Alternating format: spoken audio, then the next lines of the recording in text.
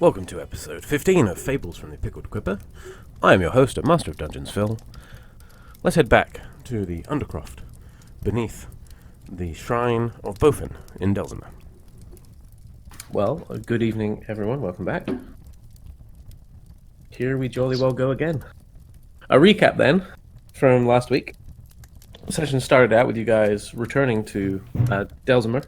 Spoke with Kelly, who made payment for the cleansing of Bofin's Tor. The party were sent into the crypt below the shrine, where Silvarius was met by Greethan, Dragonborn and fellow member of the Order of the Dawning Sapphire. Greethan explained that time had come for Silvarius's initiation into the next rank of the Order. And in order to do that, there would be a series of tests lasting 3 days. Silvarius himself was required to not sleep for those 3 days, and instead spend time thinking about a weapon that would become his bonded weapon, the Breath of Bahamut. So Greethan comes down the stairs slowly in his silver plate mail. Good morning, everybody. I'm just doing straight Sean Connery now, apparently. Yeah, I was going to say, he's gone full now. Just lean into it. It's okay.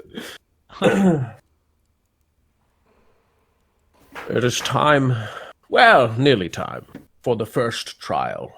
Breakfast, I think, would be welcome, however. We have negotiated with Kelly and his contacts to bring food here to the shrine.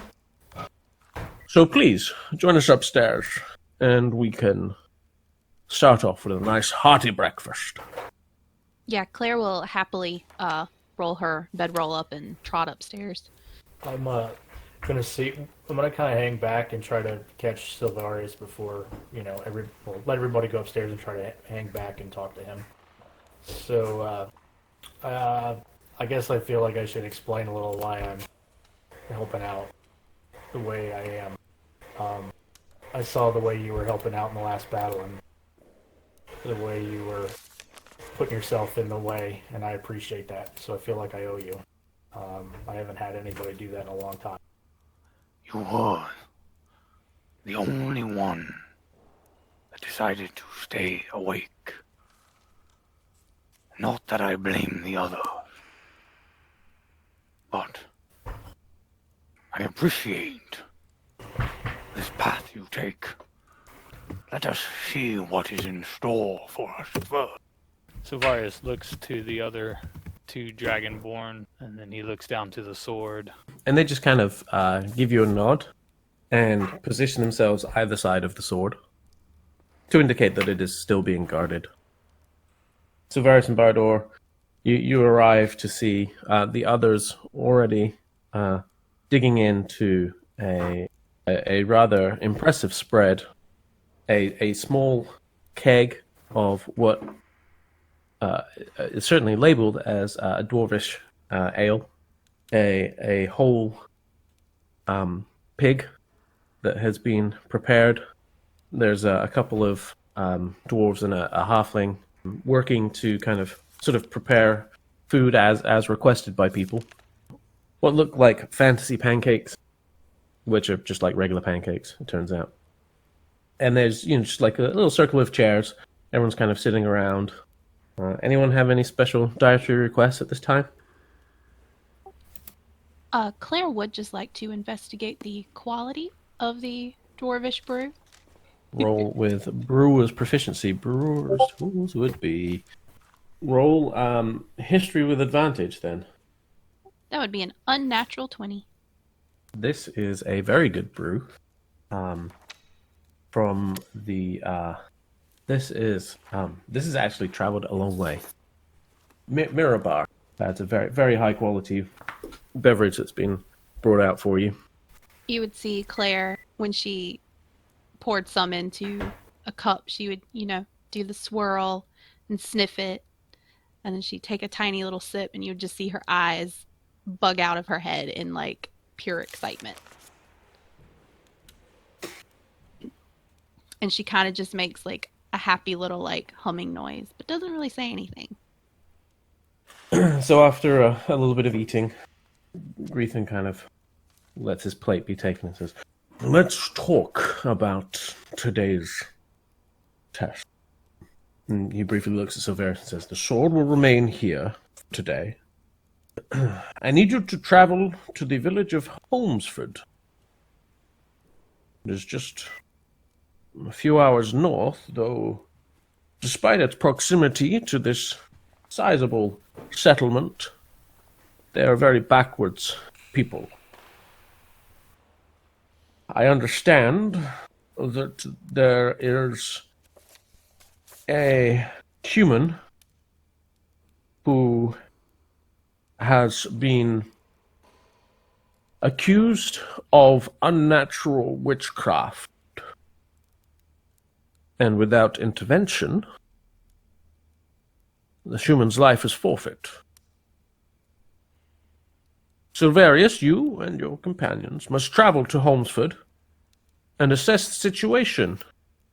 Once you have reviewed everything, make your decision.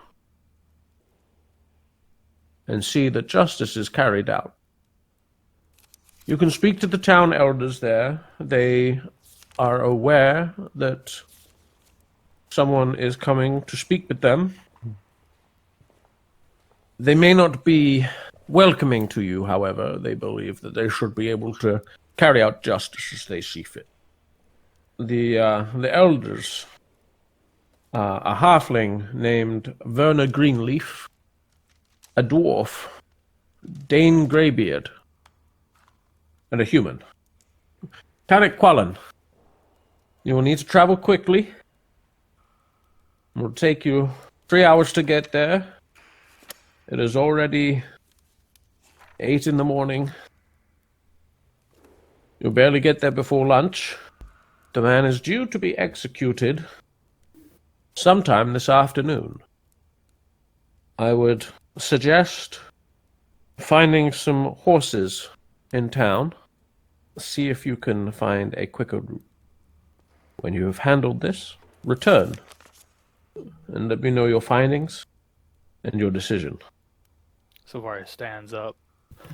I accept this task. He just sort of nods. Was there stables in town that we generally... Did we have... I don't believe you've had horses. Does Bardor know if there's stables? Bardor can make a history check and see if Bardor knows. No, I don't think so. Based upon the 2 that I rolled. 2.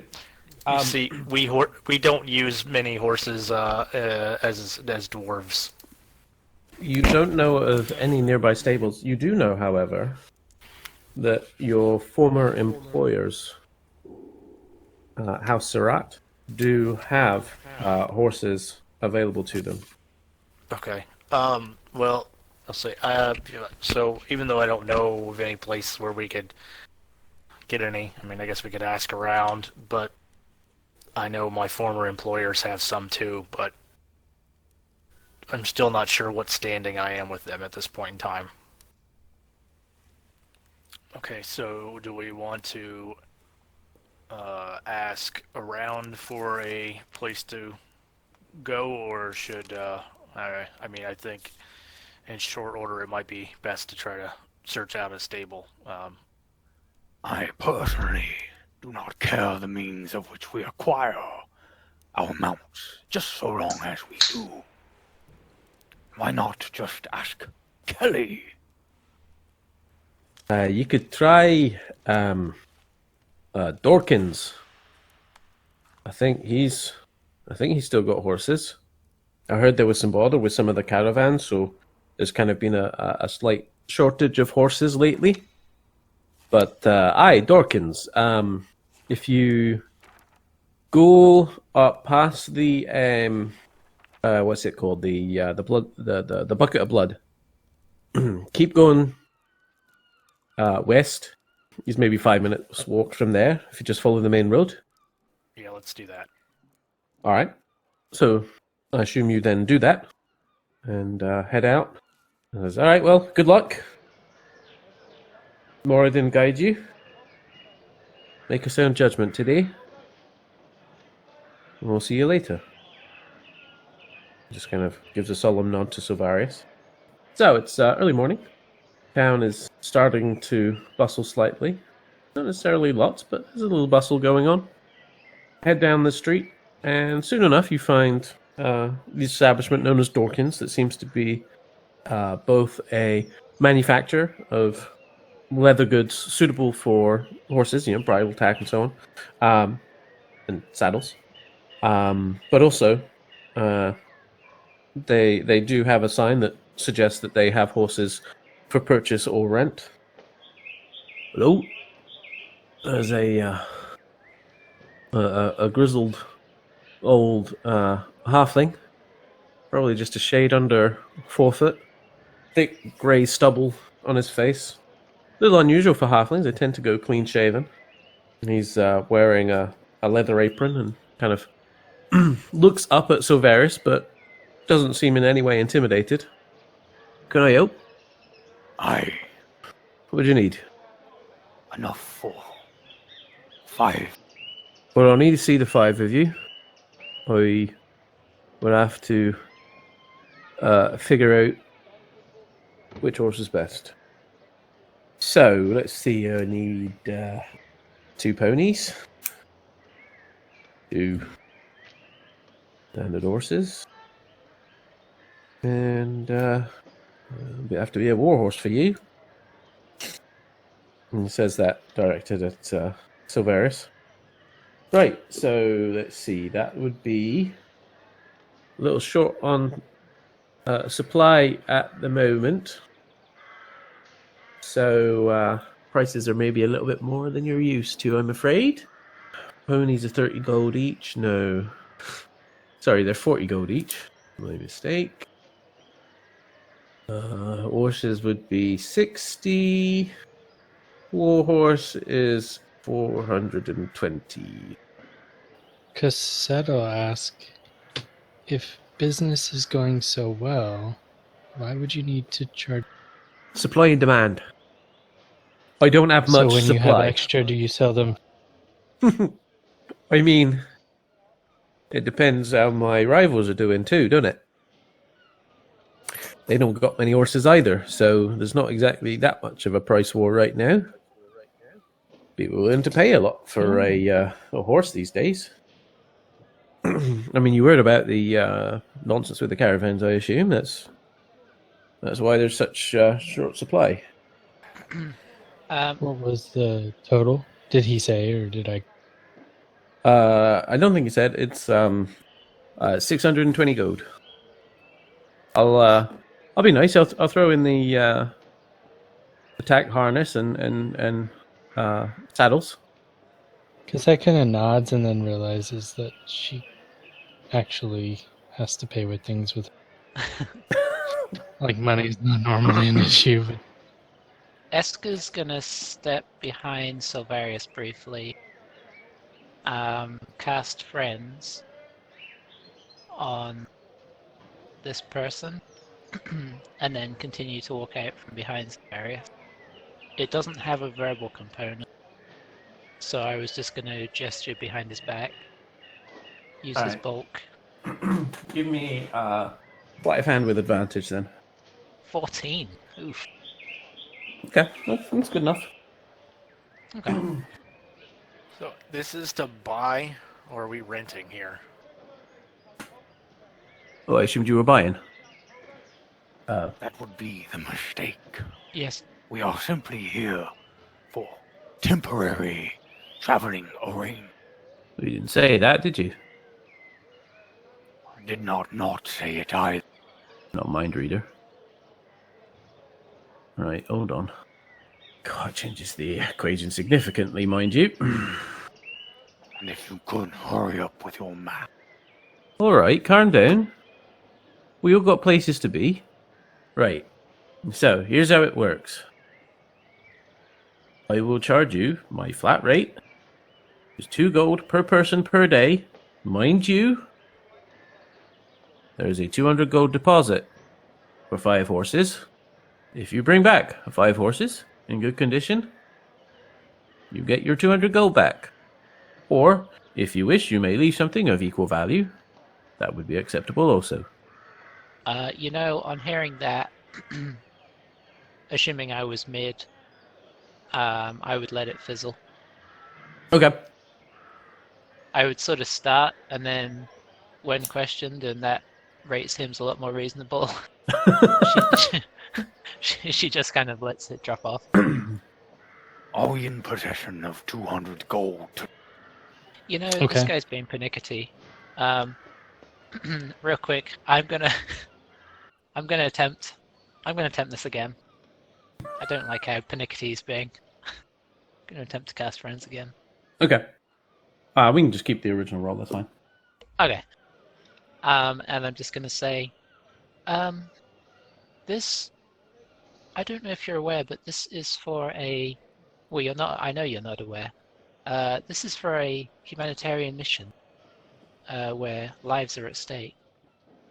I don't know if you've heard what's been going on in town, but we just got back from cleansing the Boffin's Tor, and we have been sent out to help some in a neighbouring town.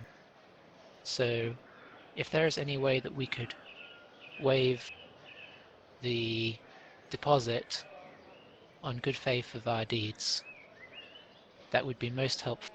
We will, of course, return horses.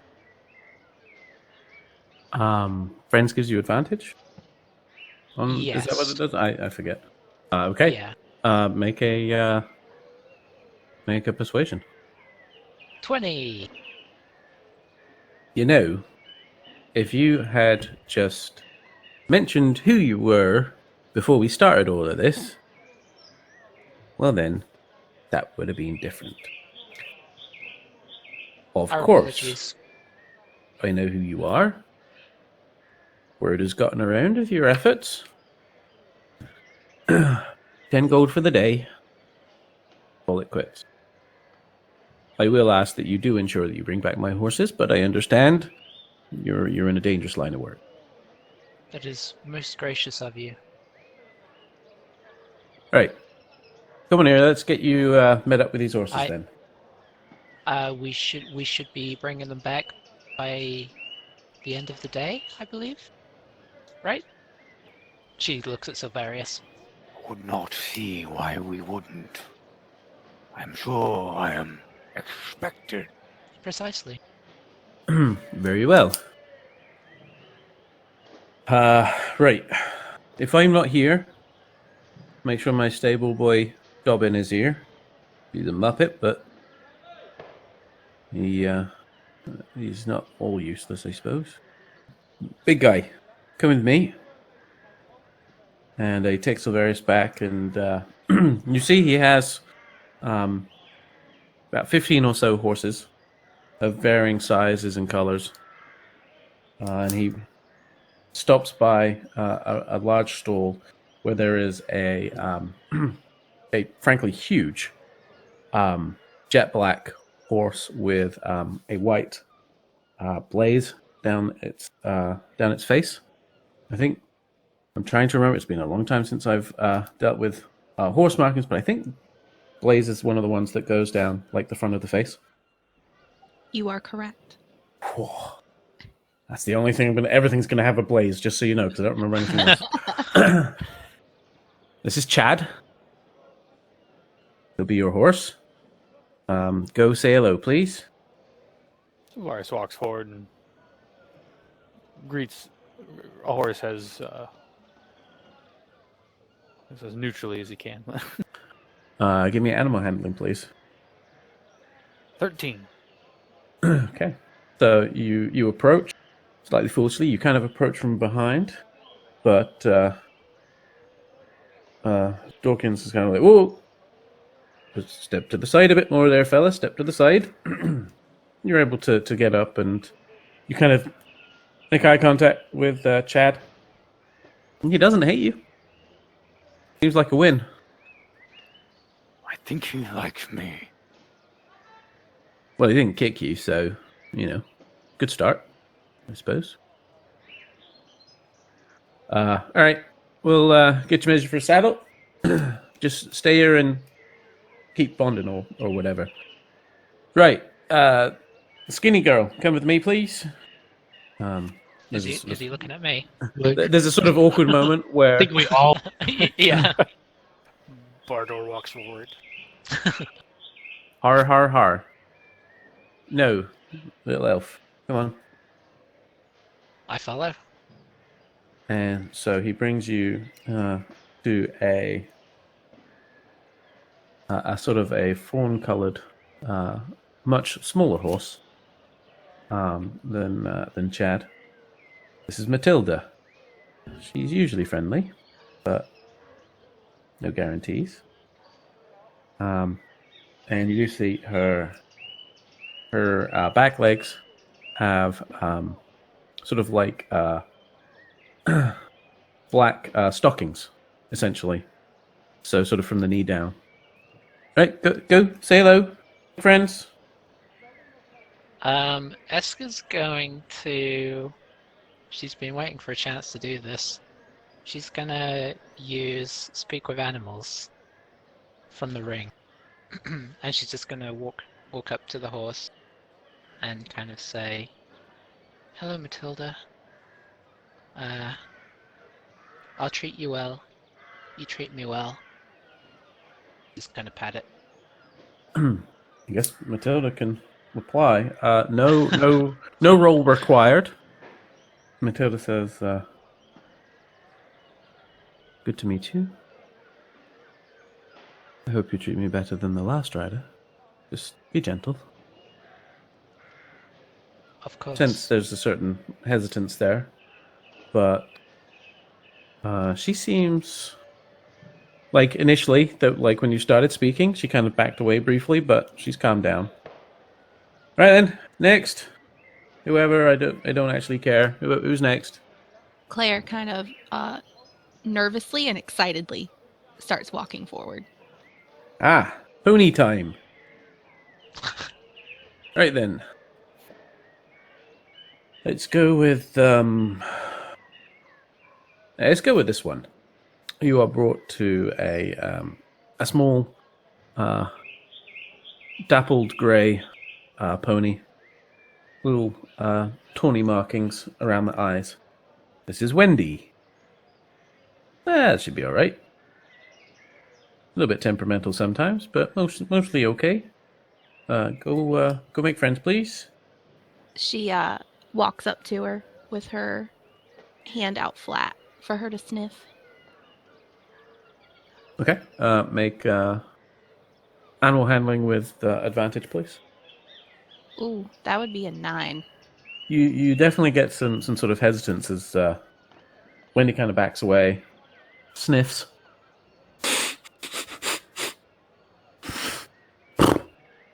And there's she sort of like stomps on the spot a little awkwardly, nearly treading on you. Ooh, looks like you've got your hands full. Oh well, next. Alright, I'll step forward. All right, another pony. Let's see. This one.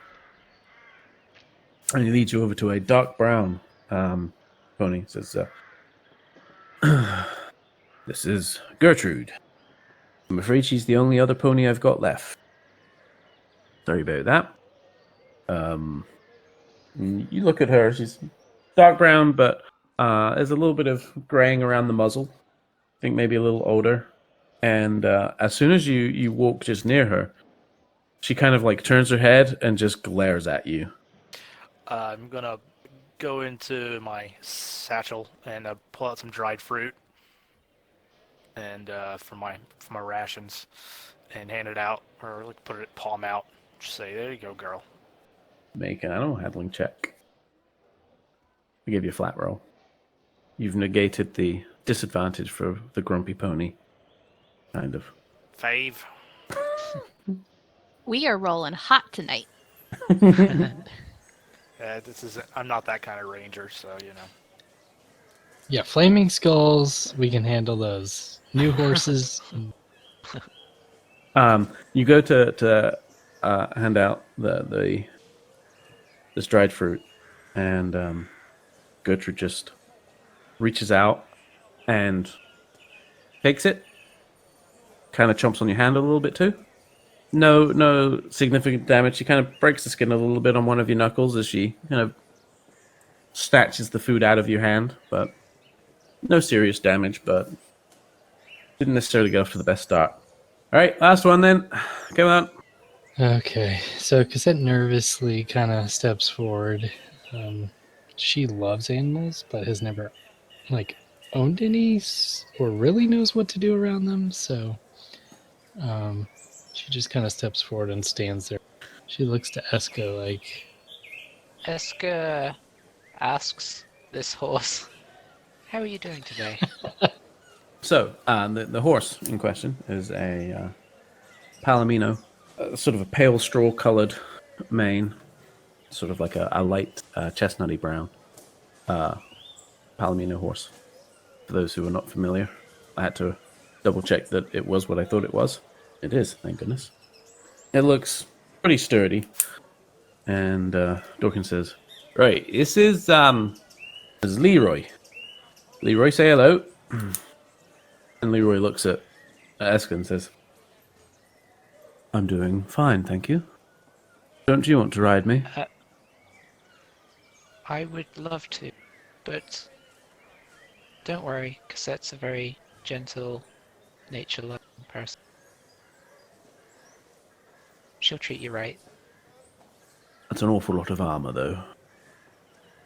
Yes, sorry about that, but all the better to protect you if we get attacked. Leroy just sort of blinks at you. I turn back to Cassette and say, she's getting more. and says, "You should be just fine. Just try and be as gentle as you can."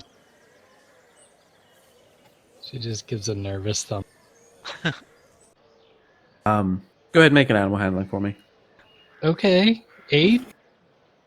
There's some tension. As you get ready to mount your horses, Leroy definitely sort of shifts a little uneasily with the bulk of the armor kind of resting on him now, but there's no immediate concerns. So you pay Dawkins and agree to return the horses later in the day. You have your direction. Who is going to lead the journey out? Well, so are As you ride back through town, past the shrine, Greethin kind of is standing out next to the statue of Marden, and kind of hails you and says, "Before you go, a word with you, Bardor and Silverius, if I may." Whilst they're away, Yeah. I might actually take the opportunity to quickly talk to Cassette and Claire. Yes, please do. So I just kind of say, you seem the two most upright of our group. I don't know if you've noticed, but I seem to be in possession of certain abilities to do things. And I feel uncomfortable about what I'm able to do. You both gain your powers from the gods you serve, correct? Well, for the most part. I don't believe that I do. Certain things I can do, I know are part of my heritage, my ability to, make a leaf bloom or or to check on the weather. That's something that we moon elves just inherently, it's just part of our makeup. But I found myself with powers that are not natural to us, and it scares me.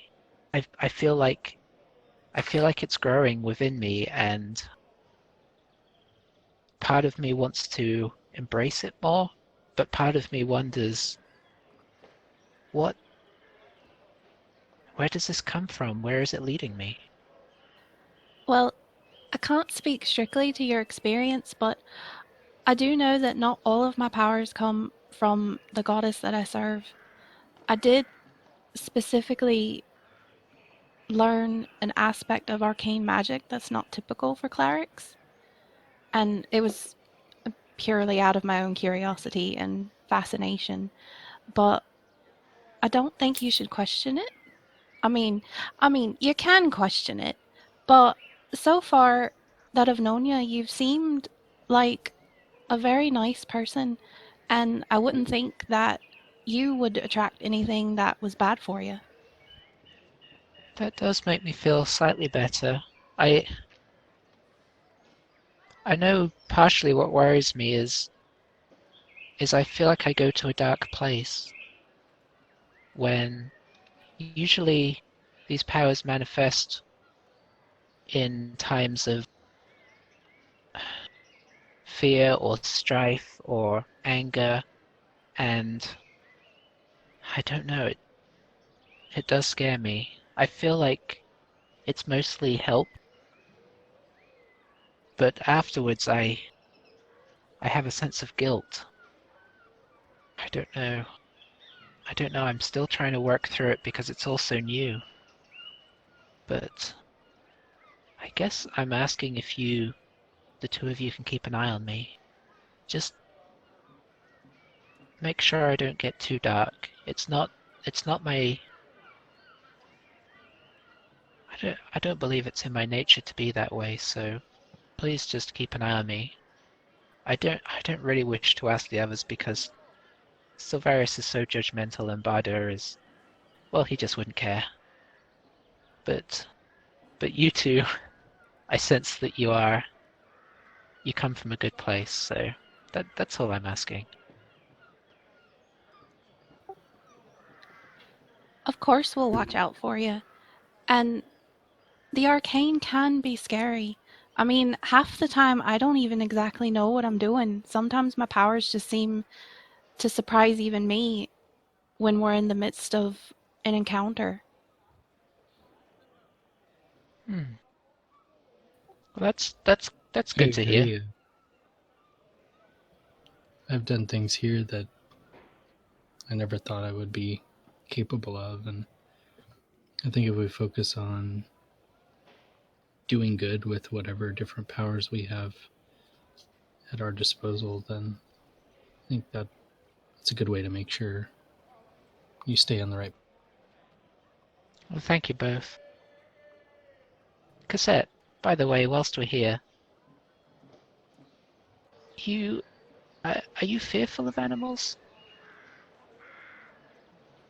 I mean, you obviously have some kind of connection, but yeah. I've just never been good with them. I've always liked animals. We were never allowed to have animals, and I feel like the harder I try, even just with like the elks, just recently, it seems like the harder I try, the more awkward it is, and it's almost like they can sense how nervous I am.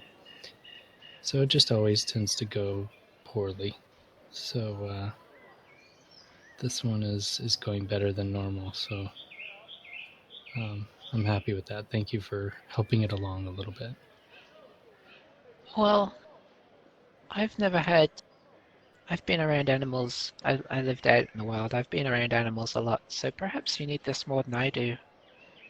And I will pull off the ring, and I will hand it to Cassette. So yeah, you now are holding a small brass ring, a small band that goes around the center of the ring with small images of various woodland creatures. I guess I'll say this. This will help. I believe this will help you understand them a little better, and perhaps them understand you. If you ever find you don't need it anymore, I wouldn't argue to having it back, but I feel like right now maybe you need it more than I do. She just kind of takes off her glove and is looking at it and just, thank you, Eska. And you get a very genuine smile as she kind of puts it on. Aha, I And tricked doesn't- you. And then still does like an awkward pat on the horse. Like she's still not quite, Yeah. You may need to take a little time with that just to get used to it.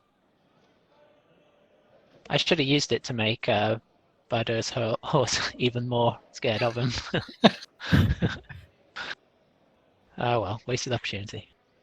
Okay, very last thing. I'm just going to cast Druidcraft real quick. Okay, dokie. Is it weather check time? For the weather, sorry, yeah. Alrighty. The daily weather report. Clear day. Little breeze. Gently blowing.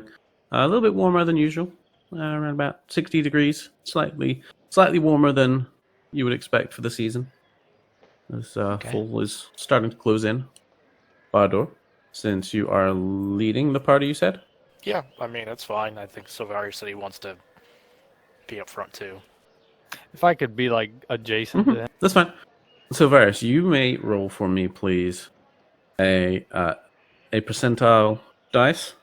Bardur, you can roll perception. 70? It's going to be about a 3-hour ride, give or take. You ride through. It's a little uncomfortable. The horses aren't very cooperative. Only really Eska has had a lot of success, although Cassette seems to be warming up to her. Chad is mostly behaving, in fairness. Also various. I will probably stay behind the two, behind Cassette and Claire, and just keep an eye on everybody in case anybody has any horse disaster. I shout out, "Are you sure I didn't get a donkey?" Make a nature check. Sweet. With disadvantage. True. Well, of course. 16. You're not 100% sure. Definitely seems to be kind of struggling to keep up with everything else. Doesn't seem overly happy. Giant dwarf sitting on her back. I mean, relatively. You're kind of stocky. Nevertheless, eventually you make it to Hornwood without any particular drama. In the center of the town, you see there is what appears to be the makings of a large pyre being built by a collection of townfolk. A well-dressed halfling female sort of giving out orders to people. Aside from that, the town village is fairly quiet. And as the five of you kind of roll in, you look around.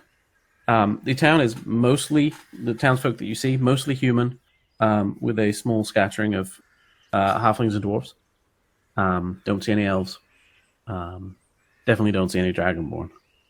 And as you kind of ride in, Silveris and Bardur at the head of the party, everyone just kind of stops for a second, waiting, and kind of just staring at you all.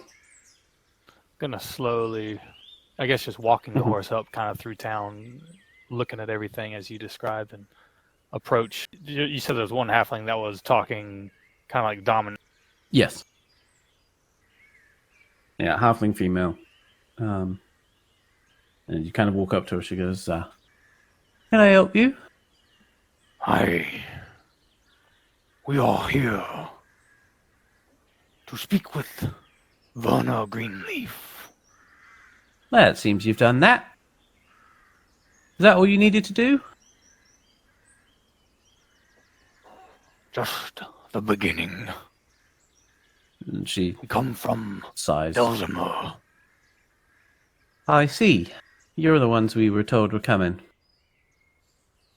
Well, at least you blend in here. And there's sort of like a chuckle from some of the workers. Do not believe this is the time for jokes. Indeed not. We have a very solemn event this afternoon. Perhaps. I am aware that you are or were expecting us. And I assume you know why.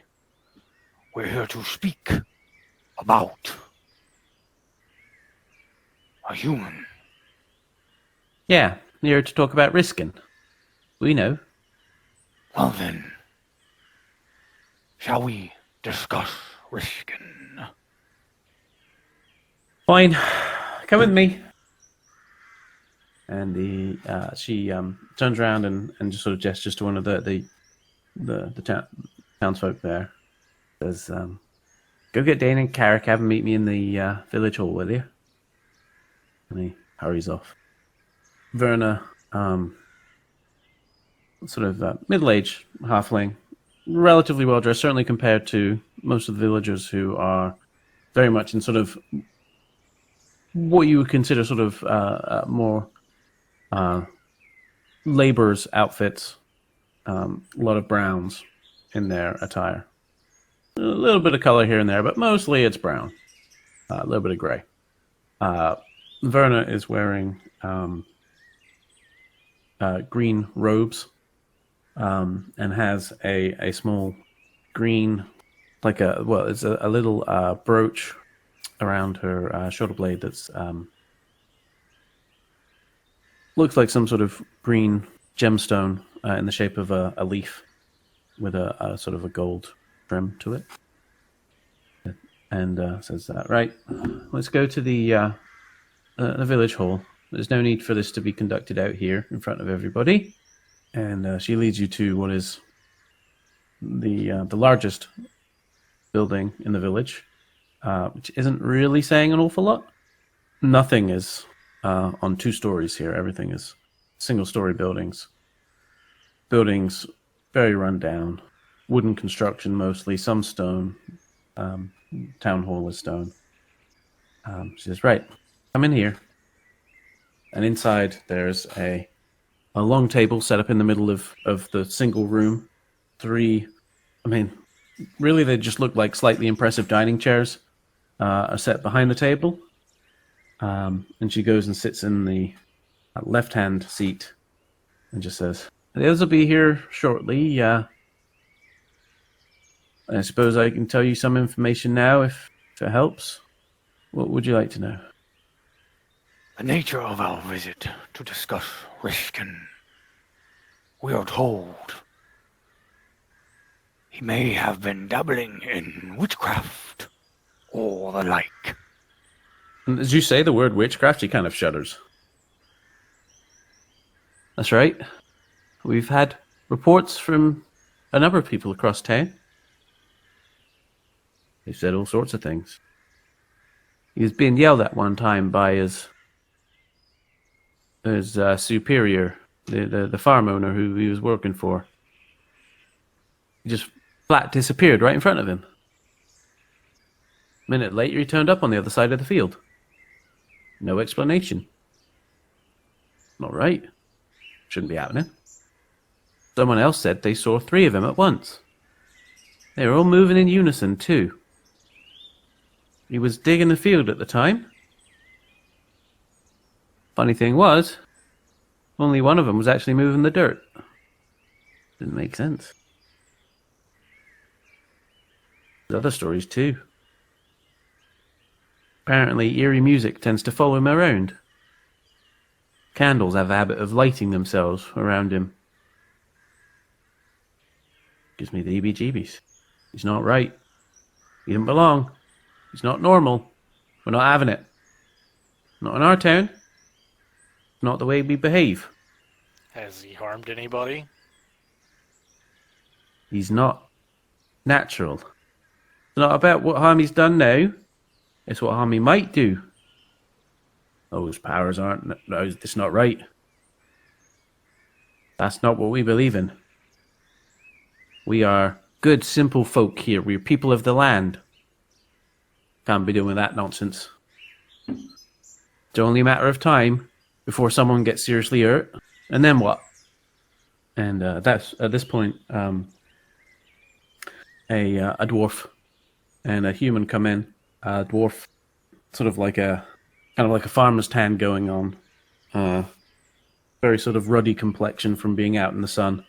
A large but unkempt beard. And then the human appears to be some sort of... I mean, there's like ink stains on the hand. Appears to have been writing a lot recently. And they come in, and Vanna says, Dane, Carrick. Glad you're here.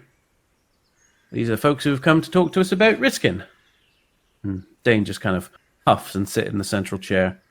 And Carrick takes up the seat on the right and out of a pocket just pulls out a piece of parchment, a quill and ink, and starts making some notes. Well, we heard you were coming and that you didn't want us to go through with this. Explain yourselves. Why? We are here to cast our own judgment and assess the justice that is being administered, and if it is right or not. And what makes you think you've got any jurisdiction here? This is our home. He was one of us. Now suddenly he's doing all this weird stuff. Don't like it. We're not having it. I have heard about the weird stuff. I wish you to tell me more of him prior. It's just a simple folk. Just like everyone else here. Small man. Never raised his voice. Never stepped out of line. Aside from his stupid hair, which just flops around everywhere. And since the discovery of his mysterious abilities and all occurrences, Or has he demonic changed? possession, aye. No. He's You all still got stupid floppy hair. He's still small. He still doesn't raise his voice. I don't know what you're looking for, pal. How actually familiar are you with demonic possession? I know it when I see it. I beg to differ. Alright, now listen.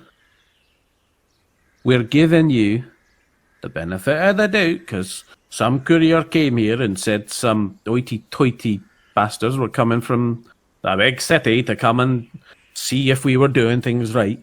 We let you come in, that's fine. But you best deal with us with respect. Just because we don't live in the big walled city doesn't mean we're not real people too. There's a thoughtful hesitation. Forgive me.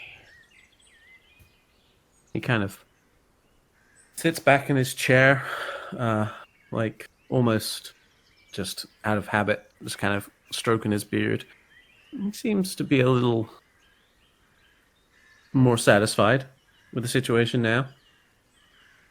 The vein that was briefly bulging on his temple has settled back down a little. Back to the matter at hand. Aye. Riskin, might we have a word with him? Make a persuasion check. At disadvantage. Oh, 16. Aye. We can make that happen. Tell you what. There's a couple of people that I'd like to speak to first, though. We'll get Jorley. Jorley will take you around to speak to people.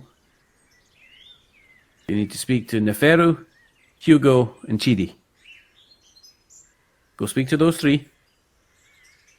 Hear what they have to say. Then you come back. Talk to Riskin. And you could see there was a hesitation. He didn't want to say the name Riskin there. He's not happy about this. Talk to him. Come back to us. And we'll see what you make of our justice. Sounds fair. Jorley! And a human male runs in. Looks young, maybe only 16, 17. Heavily built. Broad shoulders. Yes. Take these three. Go take them, talk to whoever they need to. Bring them back. Be quick, though. You know, we only got till mid-afternoon. And we're lighting that pyre. Okay. Follow me.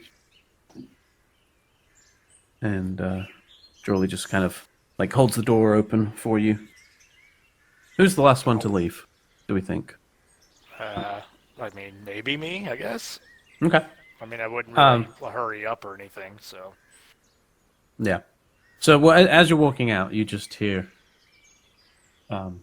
Dane just start cussing in Dwarvish. And say, "You and the Nine Hells they think they are coming in here trying to tell us how to run our village." It's literally like as you're walking out, you just kind of hear him chuntering away. So you get out back into the sunlight, and Jorley's there, and it's so do you need to speak to? Nefaru, Hugo, and Chiti. Neferu is should be over at the mill. Let's go there. He kind of leads you through down to there's a water mill next to a stream. As he's talking, Mm-hmm. can I discern the nature of his pace of speaking? Yeah, give me insight. Apparently not. What are you trying to insight? He sounded like he was either shy or down in he didn't sound the others that we were talking to were fiery and fervorous, and he's kind of he's a big stout young boy, but he's a little subdued. I mean, you think maybe he's just a little shy. But yeah, so it leads you over to this water mill that's running next to a fairly fast running stream. As with everything else, a small building. Jorley says, just give me a second, I'll go get it from inside. A moment later, door opens again, and you can hear there's a fair amount of noise coming from the inside. Jorley does not appear, but a young, maybe sort of early 20s, brown-skinned female human walks out. "Hello, can I help you?" We are here, as per request, to speak with you of Dane about Rishkin. Oh, I see. If Dane sent you, I'm willing to talk. What do you need to know? Not exactly sure where to start. There seems to be, in my eyes, a misunderstanding. Rishkin started exhibiting strange manifested powers. Yeah, Dane said he's possessed or something. I don't know if it's possession necessarily, but something's not right with him. There could be changes. If I may change position, who is he to you? He's just a villager. Just like anyone else here. I was one of the first people who saw him being off. One day he didn't have a specific job here.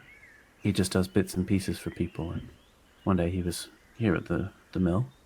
He was asked to tidy up, and what should have taken him 2 hours took him about 15 minutes. He moved too fast. I don't understand how he did it. I've cleaned that up. That same type of mess. I've cleaned that up countless times. I was doing something else that day, so it wasn't for me to do, but he did it too quickly. It just felt wrong. And so, I didn't say anything about it at the time, but I saw it. And then when other people came forward and started saying they'd seen some stuff, that's when I went forward and I said, this was maybe 2 weeks ago now. And as far as we can tell, that was the first thing that happened. People don't do that here. We don't. Oh, there are no one here with any other capabilities as this. No. And she looks disturbed at the suggestion. Do you not have any healers in this village? We have people who can tend to wounds. They have balms and salves and bandages. But you've never had anyone that maybe had a special connection with a god or a goddess that could heal using that god's divinity? I was kind of confused. I don't understand. That's not. No, we don't. That's not the sort of thing that happens. No. That's not how people get better. You give them ointments. You wrap their wounds tight to stop the bleeding. And then maybe you pray if that's the if that's how you feel, but then it's it's in the hands of the gods. But no, we don't have. No, I don't understand. No, we don't have anything like that. Claire just kind of tries to make eye contact with the rest of the party and just looks shocked. Has the boy ever harmed anyone? Not yet. Not that I know of. And all you've witnessed is him cleaning up a mess too swiftly. That's what I saw, yeah. But other people saw more. Just a curious question. Did any of you ever leave town? Not really. We're pretty self-sufficient here. We we can grow everything we need. We hunt if we want meat. We have grains that we can turn into bread. We have the supply of the water. We've been happy here. Occasionally a trader passes through, but not often. We're not really on the way to much, you see. Most people go out the other way, from the big city. And there's not many as go through to the city even. We don't really like all of that pomp. Listen, if it's all right with you, I should probably get back. Jolly took over for me, but you don't really know what he's doing. I don't want to get him or myself in trouble, to be honest. Was there anything else you needed to know? Sylvaris just shakes his head. All right. Well, thank you. I don't like what's happening, but I understand why it's happening, and I know they're doing what they think is best. And But are they? it's not for me to decide. And she just sort of bows her head and goes inside, and Julie comes back out, and he's somehow appears to have got fairly well covered in flour in the brief period that he was gone. He just kind of sighs and says, give me just a minute, I need to go. And he sort of wanders down to the stream and kind of cleans off his arms a little bit. Says, I dropped a bag of flour. It went everywhere. Oh dear. Who was next on your list? Believe it was either Hugo or TT. Okay, we're quite near the farm. Let's go see Hugo. Yeah, okay, let's go see Hugo. Little trek, maybe a couple-minute walk. But before long, you see the farm and the farmhouse, and there's a nice large oak tree with a rope swing. And there's a small boy, maybe 7 or 8 years old, currently on the swing. Human, as far as you can tell.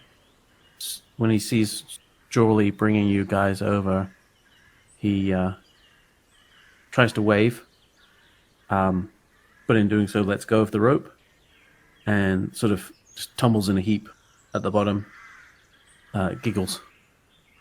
He's like,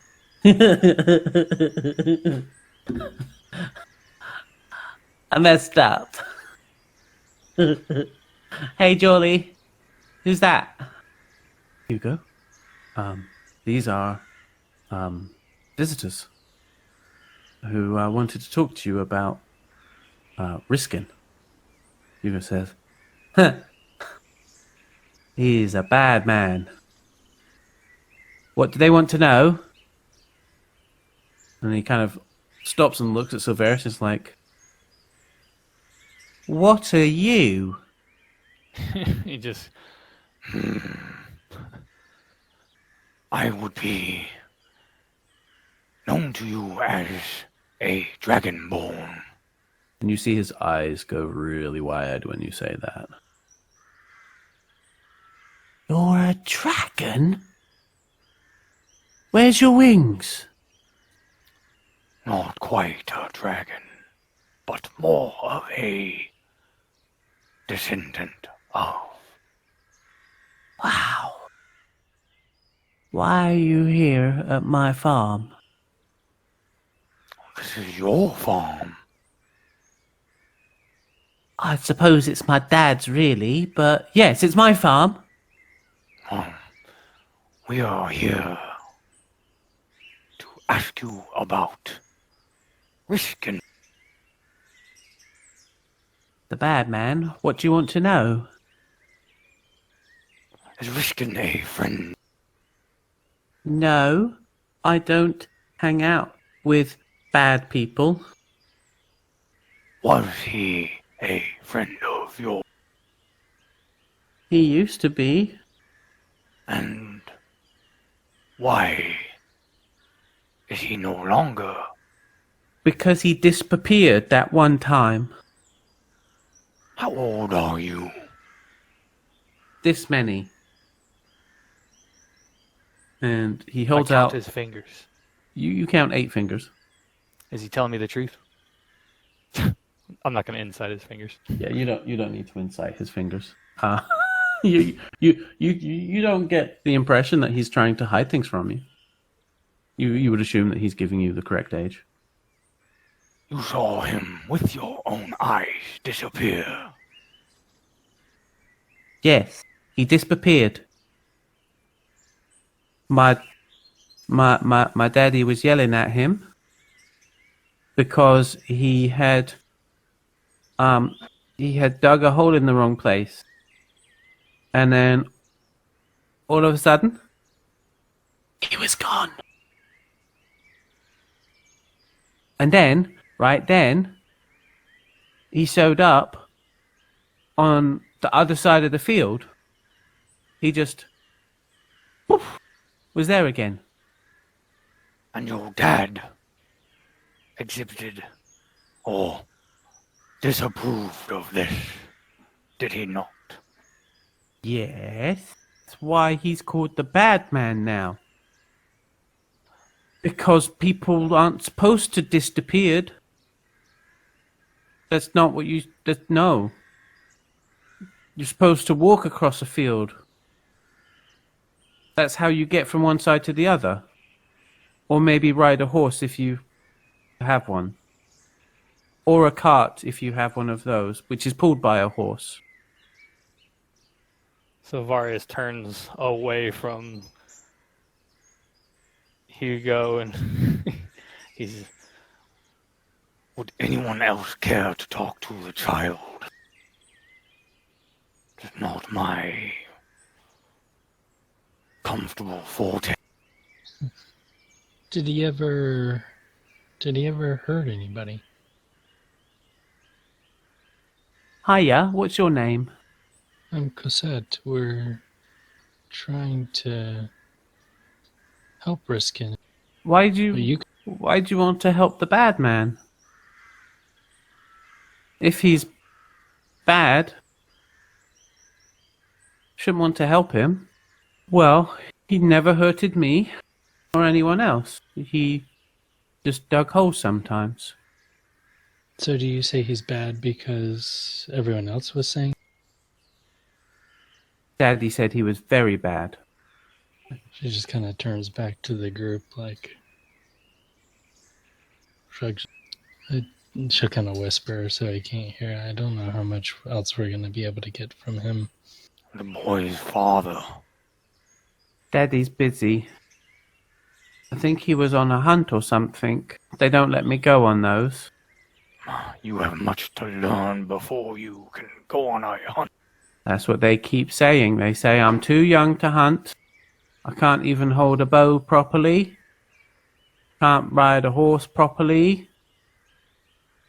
Got no control over my dogs. I do try to control them though, Mr. Dragon. It's just tricky. Did your father say when they'll be back? We'd like to talk. They usually don't get back till after sundown. They try to get a lot of food, you see. Mr. Dragon? Yes.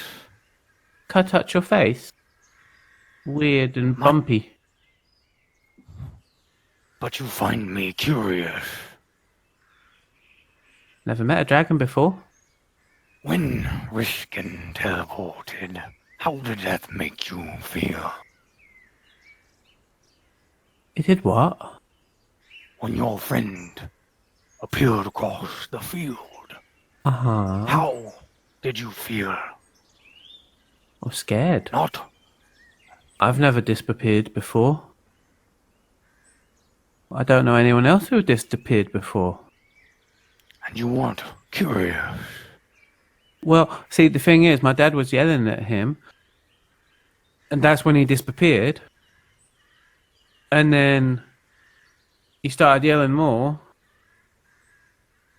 And so then, when he was yelling more, he went over to the other side of the field, and where Riskin was, and then he started yelling at him even more. He got louder and faster, and decided that was a good time to go play on my swing and pretend nothing else was happening. No, you cannot touch me. You have much to learn. Our time here is limited, and our reasoning is important. And it has not to do with a fear of the unknown.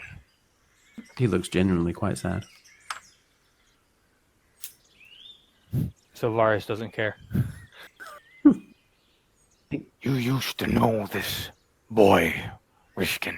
He was your friend. And just because your father said he was bad, now you think he's bad. I would recommend to not always follow the words of anyone without properly making your own assessment of the value and worth of somebody. Just kind of giving you a slightly glassy-eyed stare at this point. Surely we're done here. Yes, Jolie, take them away, please. And he goes. So Varus is He like huffs off to go to his swing, and you see him very deliberately kind of like stare back at you and then get on his swing so he's not facing your direction. And start swinging angrily. Silverius, I'm sensing a pattern here. I fear everybody we talk to is going to say the same thing. I feel like there is one person we need to talk to, and that is the accused.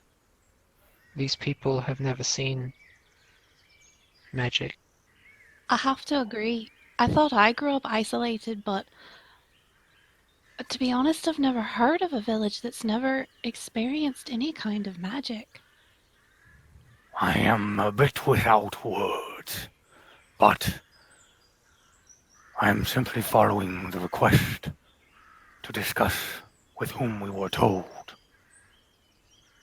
More they respect. I have already come to a conclusion much similar, I believe, to that of yours. Well, I mean, the boy doesn't seem to be a threat. They just don't like this sort of thing. I think we should at least hear out what the last one has to say, and then hear what he has to say. He doesn't really have seemed to do anything wrong except for be born here. I do think we should... Eska just nods to relent. Yeah, that's essentially what Claire was going to say, just that she agrees that they need to finish out the list of witnesses they're supposed to talk to. Phil, Yes. do these people just seem like... Do they seem like just regular country folk, or are they... Is there a sinister vibe? Make an insight check. 17. You're not getting anything majorly sinister here, aside from an alarming amount of intolerance, fear of the unknown. It just seems to be a very insular community. So, Chidi, then? Aye. So, it takes you back towards the center of town. A very dark-skinned human who's currently in the process of chopping wood, and Julie kind of goes up and gets his attention, brings him over, and then so says, "This is Chidi. I'll let you guys talk." And then Julie goes off and starts chopping wood in Chidi's place. We don't get outsiders here very often. How can I help?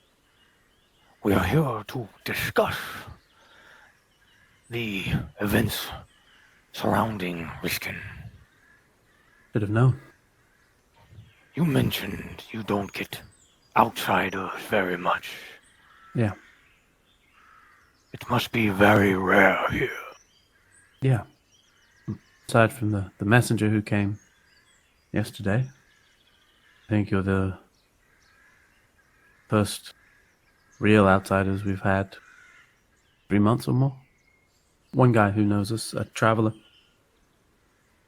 brings some things we can't make ourselves from the city. We see him every so often. He's not really a stranger, but he's certainly not one of us. Tell us about Riskin. In your eyes, what did you see? I was there the day he was caught, 2 days ago. Some of the other rowdier members of the village had enough of the stories and decided they were going to try and catch him. They chased him out of town, along the stream. You keep going, there's a drop-off. Falls maybe 100 feet. And I wasn't one of the ones trying to catch him, but I went along. And there were 4 boys who caught up to him. One of them pushed him over the edge. We all ran to see what happened. Halfway down, he slowed. It was strange. It was like a cloud of butterflies or something appeared around him, and he landed at the bottom of the cliff. There were maybe a dozen people who saw that happen. Word got back very quickly to the elders, and they had no choice. That was the last straw. Yesterday, he was questioned. I believe he was beaten and whipped. And as they whipped him, his wounds healed before their very eyes. That's not right. That's not how things work. Yes. We're well aware. He shouldn't have survived that fall. I didn't want him to die, but he shouldn't have survived. He should have never been pushed. Maybe not. There is no maybe. That aside, is Whiskin from this town? Yeah. Born and raised. As far as I know. He's a little older than me. As far as I can tell, he's always been here, yeah. Where's his parents at? They both died when he was young. There was a fire. Happens here, it can get dry during the summer. And unfortunately, the house was made of wood. And who raised him? Yes. The village raised him. How it always is. I have parents, yes, but the village raises us. We were all,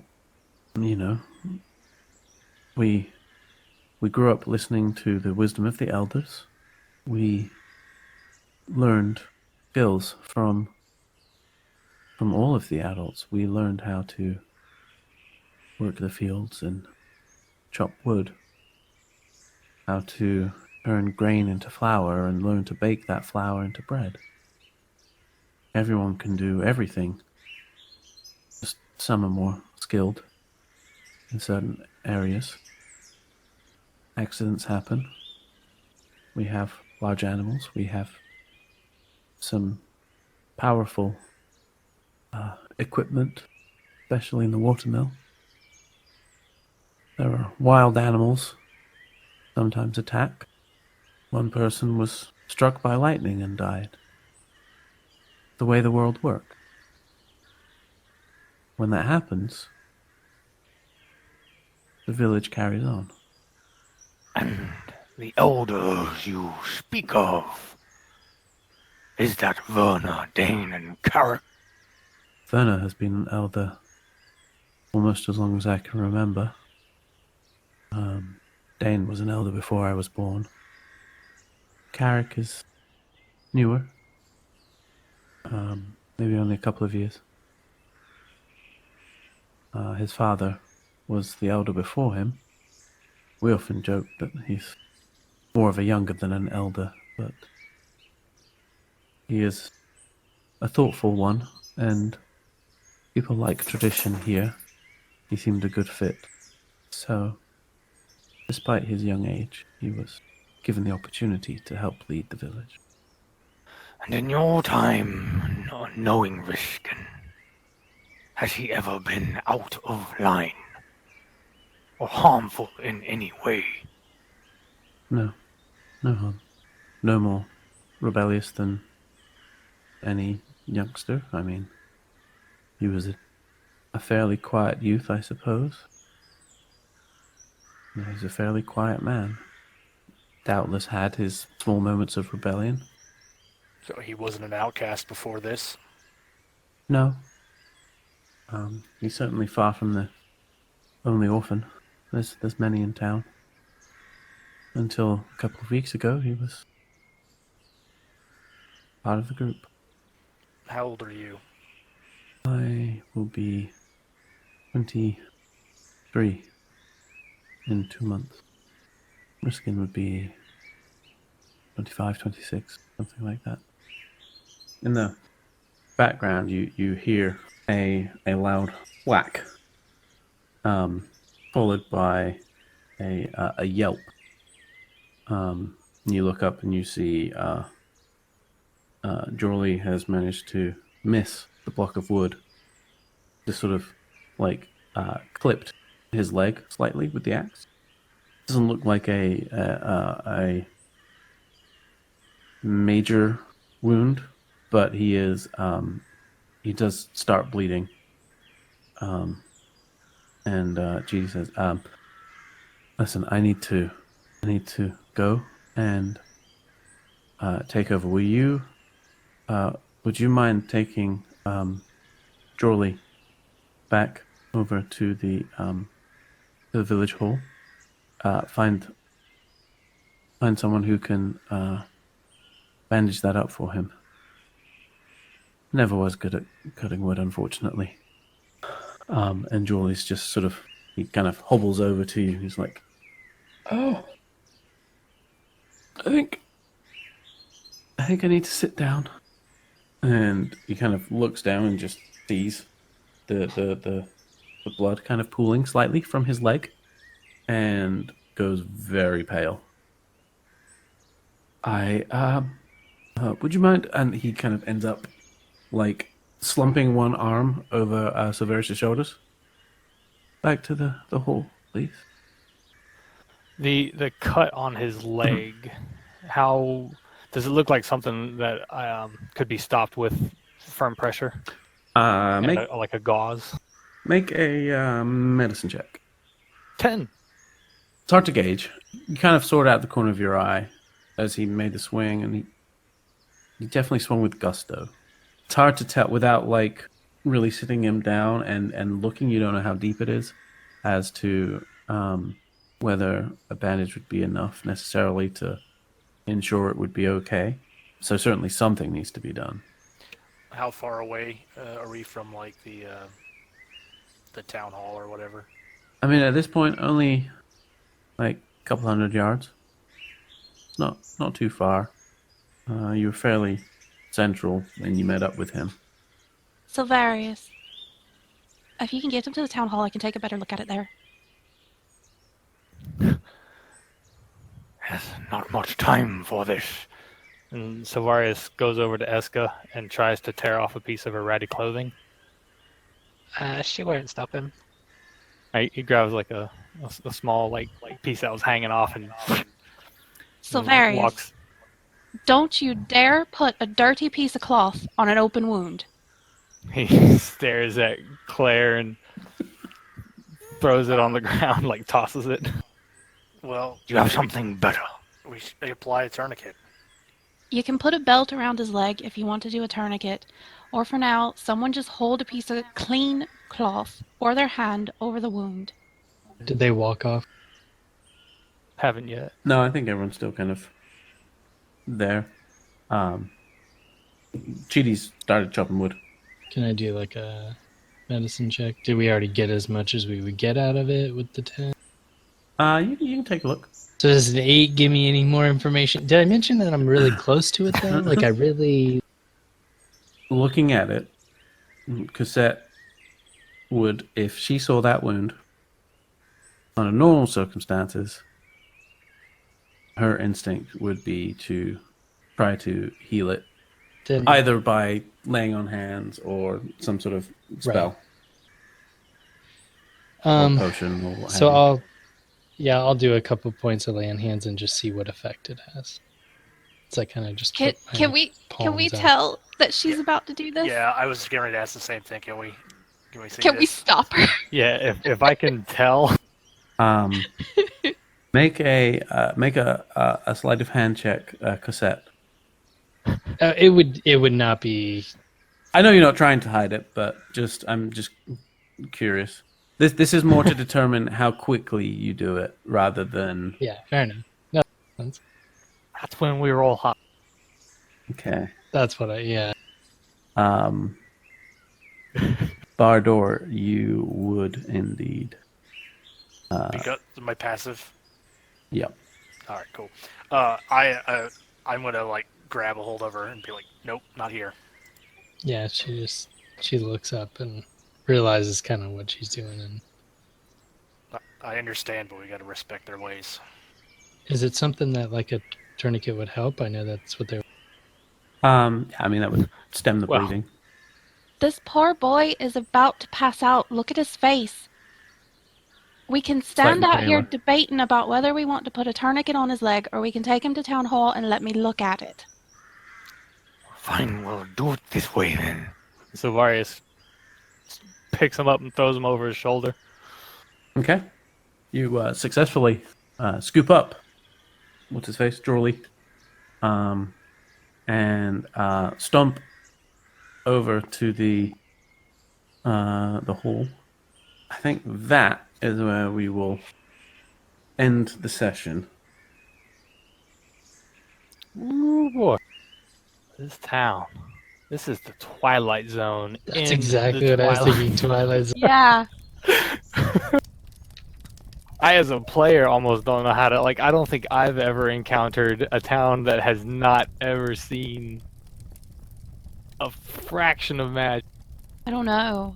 I'm like concerned that the elders are maybe a little more sinister. There does seem to be an awful amount of orphans around. Yeah, As that's Chichi fair. said, that there They're- were quite a very- few orphans. They're very fatalistic. I mean, in fairness, I mean, he might be evil for all we know. Evilly cleaning things too fast and And, you know, not dying when he gets pushed off a cliff. Pushed off a cliff. Groovy. Thank you for watching and listening. Yes, and listening. Thank you for watching and listening. That's what I said. I know, that's what we did. Thank you for doing either of the watching or listening. If you enjoyed, please let us know. Thank you. And, yeah, what? Oh, yes, you can also find us on other things where there are podcasts. That sounds wrong. Podcasts. And, also on YouTube. We'll see you next time. Bye-bye. Bye. Thanks for listening. We will see you next time for more fables from the Pickled Quipper. Bye-bye.